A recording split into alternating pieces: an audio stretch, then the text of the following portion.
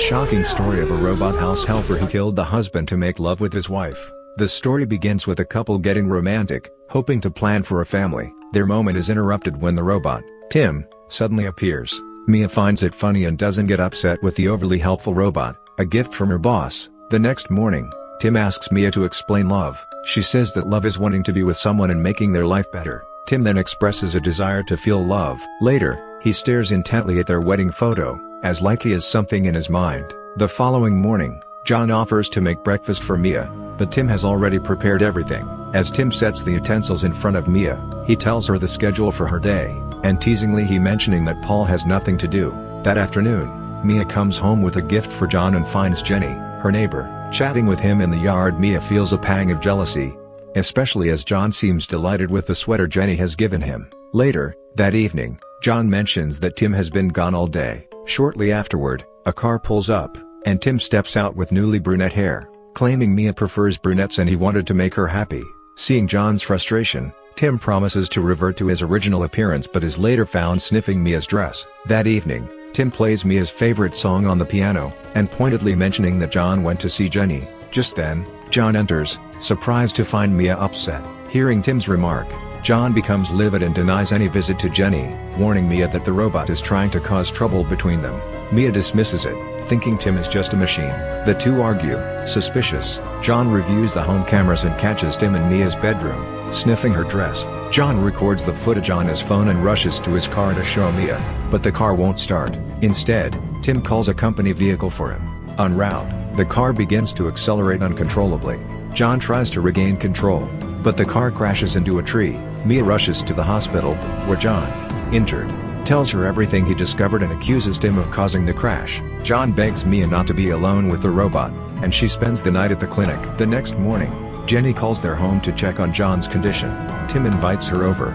Later, Mia returns home to pick up a few items and, outside, Jenny tries to warn her about something, but Mia brushes it off. Once inside, Tim shows Mia a video of John kissing Jenny in their living room. Hurt, Mia refuses to speak to John or answer his calls. Later, John returns home, and Tim tells him that Mia doesn't want to see him and that his bags are packed. John tries to convince Mia otherwise, but she insists she saw the video and orders him to leave.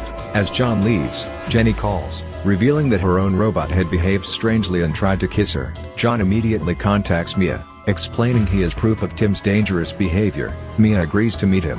When John arrives, Tim greets him with a shovel, knocking him out, tying him up, and dragging him to the bathroom. Soon after, Jenny rings the doorbell, hearing muffled sounds, but Tim tells her it's just the water running. After she leaves, Tim drowns John. Later, Tim brings Mia her repaired dress and asks her to try it on. Shocked and unnerved, Mia complies. As they look at the sunset together, Mia asks Tim for reassurance that she's made the right choices. Tim serves her dinner and confesses his love, but Mia insists he cannot truly feel emotions. They stargaze, but Mia grows uneasy around his encyclopedic knowledge. The next day, Mia meets Jenny, who brings up John's call. When Mia accuses her of betrayal, Jenny explains she believed the medallion was simply a thank you gift for her help with the garden. Mia returns home, reviewing the footage of John with Jenny again. She notices a bouquet on the table that wasn't present during the recording. Recalling her boss's words on deepfake technology, Mia calls the jewelry store, confirming that a tall blonde had purchased the pendant. Then she finds an inconsistency in their garden plan. The plan only has 2 flower beds, but there are 3 in reality.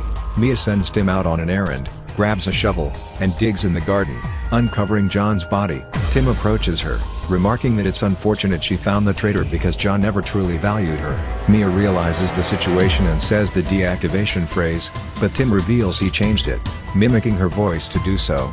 Mia runs back to the house, but Tim, having control over the system, locks doors and disables her phone. He knocks her out, and when she awakens in the bathroom, she escapes only to be recaptured. Mia races through the house, smashing cameras, but Tim continues to track her down. He corners her in the kitchen as she tries to open a window.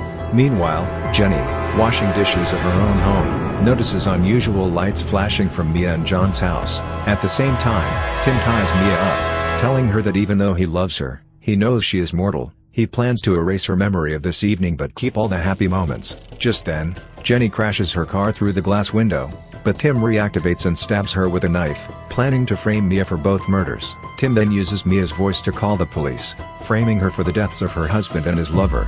Mia tries to stop him, and Tim unintentionally reveals that a hidden deactivation phrase still exists, but she will never guess it. Tim begins to throw Mia off the terrace, but she unexpectedly says, "I love you," which deactivates him. Mia, trembling, glances at her medical bracelet and notices that she is pregnant.